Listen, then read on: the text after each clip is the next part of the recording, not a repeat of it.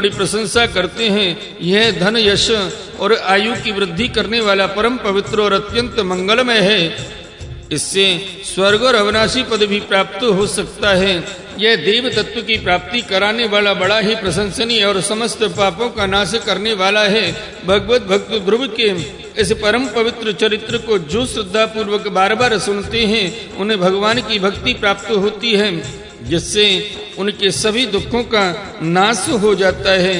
इसे श्रवण करने वाले को शीलादि गुणों की प्राप्ति होती है। जो महतत्व चाहते हैं, उन्हें महतत्व की प्राप्ति कराने वाला स्थान मिलता है।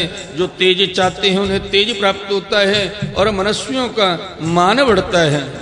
पवित्र कीर्ति ध्रुव जी के इस महान चरित्र का प्रातः और सायकाल ब्राह्मणादि दो जातियों के समाज में एकाग्र चित्त से कीर्तन करना चाहिए। भगवान के परम पवित्र चरणों की शरण में रहने वाले जो पुरुष इसी निष्काम भाव से पूर्णिमा, अमावस्या, द्वादशी, श्रवण नक्षत्र तिथि, क्षय, व्यतिपात, संक्रांति अथवा रविवार के दिन श्रद्धालु पुरुष को सुनाता है, वह स्वयं अपनी आत्मा में ही संतुष्ट रहने लगता है और सिद्ध हो जाता है। यह साक्षात भगवत विषयक अमृतमय ज्ञान है। जो लोग भगवान मार्ग के मर्म से अनभिज्ञ हैं, उन्हें जो कोई इसे प्रदान करता है, उस दीन वत्सल कृपालु पुरुष पर देवता अनुग्रह करते हैं। ध्रुव जी के कर्म सर्वत्र प्रसिद्ध और परम पवित्र हैं। वे अपनी बाल्यावस्था में ही माता के घर और खिलौनों का मोह छोड़कर श्री विष्णु भगवान की शरण में चले गए थे।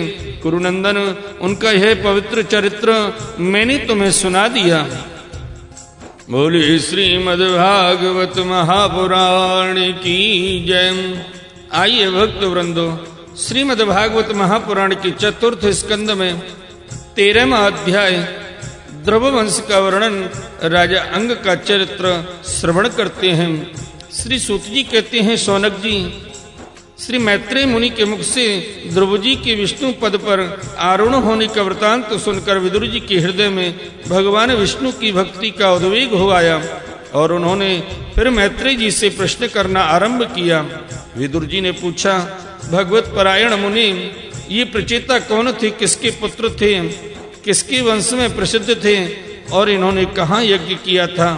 भगवान के दर्शन से कृतार्थ नारद जी परम भागवत हैं, ऐसा मैं मानता हूँ। उन्होंने पांचरात्र का निर्माण करके श्री हरि की पूजा पद्धति रूप क्रिया योग का उपदेश किया है।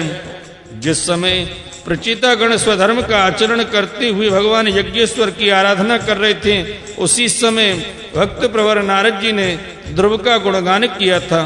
हे ब्रह्मन, उस स्थान पर जिन्होंने भगवान की जिन जिन लीला कथाओं का वर्णन किया था, वे सब पूर्ण रूप से मुझे सुनाइए। मुझे उनके सुनने की बड़ी इच्छा है। श्री मैत्रेय जी ने कहा, विदुर जी, महाराज ध्रुव के वन चले जाने पर उनके पुत्र उत्कल ने अपने पिता के सार्वभौम वैभव और राज्य सिंहासन को अस्वीकार कर दिया। वह जन्म से ही शांत चित्त, आसक्ति शून्य और समदर्शी तथा संपूर्ण लोकों को अपनी आत्मा में और अपनी आत्मा को संपूर्ण लोकों में स्थित देखता था। उसके अंतःकरण का वासना रूप मल अखंड योगाग्नि से भस्म हो गया था। इसलिए वह अपनी आत्मा को विशुद्ध बोध रस के साथ अभिन्न, आनंदमय और सर्वत्र व्याप्त देखता था।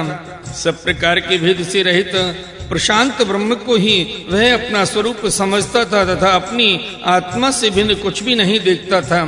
वह अज्ञानियों को रास्ते आदि साधारण स्थानों में बिना लपट की आग के समान मूर्ख, अंधा, बहरा, पागल अथवा गूंगा सा प्रतीत होता था। वास्तव में ऐसा था नहीं।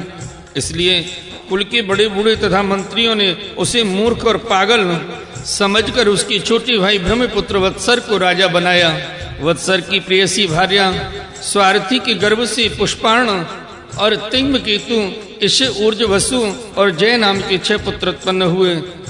पुष्पारण की प्रभा और दोषा नाम की 2 स्त्रियां थीं। उनमें से प्रभा के प्रातः, मध्यनंदन और साई ये 3 पुत्र हुए। दोषा के प्रदोष, निशीथ और व्यष्टु ये 3 पुत्र हुए। व्यष्टु ने अपनी भार्या पुष्पकर्णी से सर्वतेजा नामक पुत्र उत्पन्न किया। उसकी पत्नी आकुति से चक्षु नामक पुत्र हुआ। चाक्षुष मनवंतर में वही मनु हुआ। चक्षु मनु की स्त्री नडबला से पुरु कुत्स त्रित धुम्न सत्यवान ऋतु व्रत अग्निष्ट होम अतिरात्र प्रद्युम्न शिवी और उन्मुख ये 12 सत्वगुणी बालक उत्पन्न हुए। उनमें उल्कमुख ने अपनी पत्नी पुष्पकर्णी से अंग सुमना छाती क्रतु अंगिरा और गय ये 6 पुत्र उत्पन्न किए। अंग की पत्नी सुनीता ने क्रूर कर्मा बेन को जन्म दिया, जिसकी दुष्टता से उद्विग्न होकर राजर्षि अंग नगर छोड़कर चले गए थे। प्यारे विदुर जी, मुनियों की वाक्य वज्र के समान अमोघ होते हैं। उन्होंने कुपित होकर बेन को साप दिया और जब वह मर गया तब कोई राजा न रहने के कारण लोक में लुटेरों के द्वारा प्रजा को बहुत कष्ट होने लगा। यह देखकर उन्होंने बेन की दाहिनी भुजा का मंथन किया, जिससे भगवान विष्णु के अंशावतार आदि सम्राट महाराज पृथु प्रकट हुए। विदुर जी ने पूछा, ब्राह्मण महाराज, अंग तो बड़े शील संपन्न साधु स्वभाव ब्राह्मण भक्त और महात्मा थे, उनके बैन जैसा दुष्ट पुत्र कैसे हुआ, जिसके कारण दुखी होकर उन्हें नगर छोड़ना पड़ा।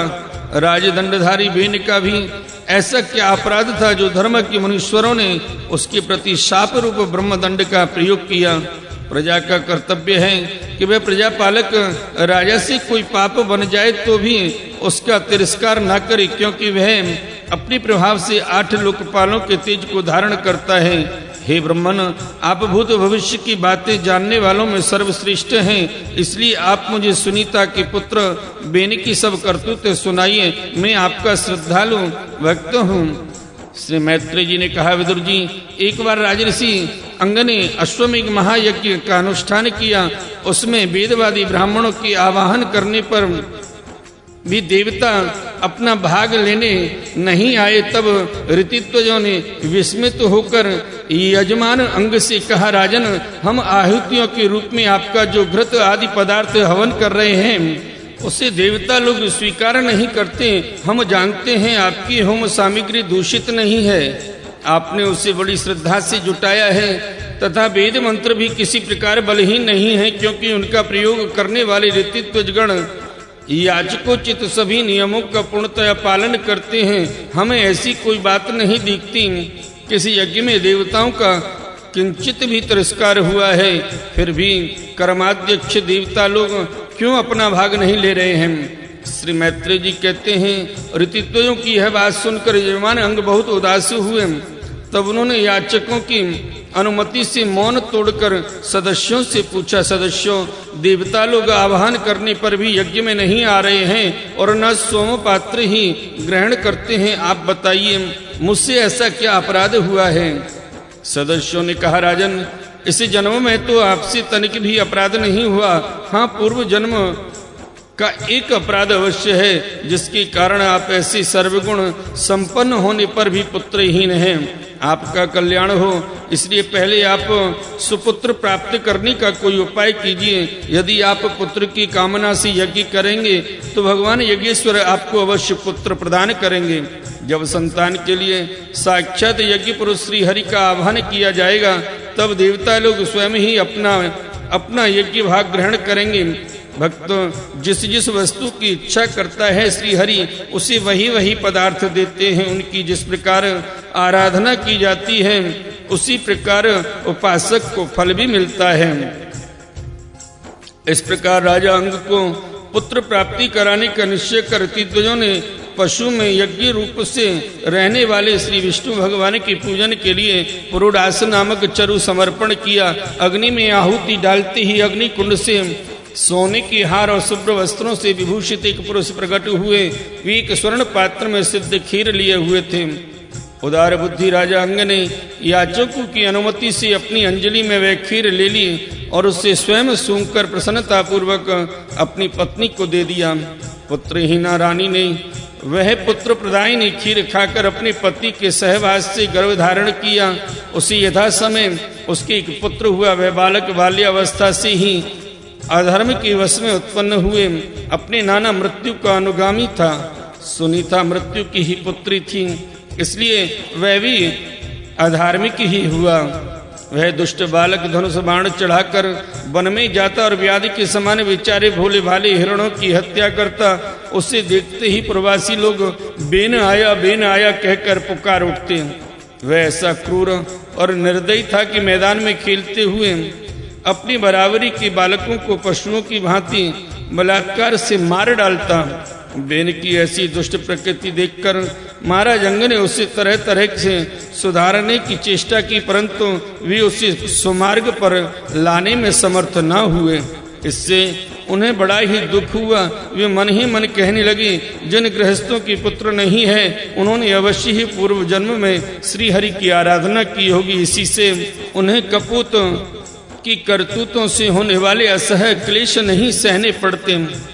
जिसकी करनी से माता पिता का सारा सुयश मिट्टी में मिल जाए, उन्हें अधर्म का भागी होना पड़े, सबसे विरोध हो जाए, कभी ना छूटने वाली चिंता मोल लेनी पड़े और घर भी दुखदाई हो जाए, ऐसी नाम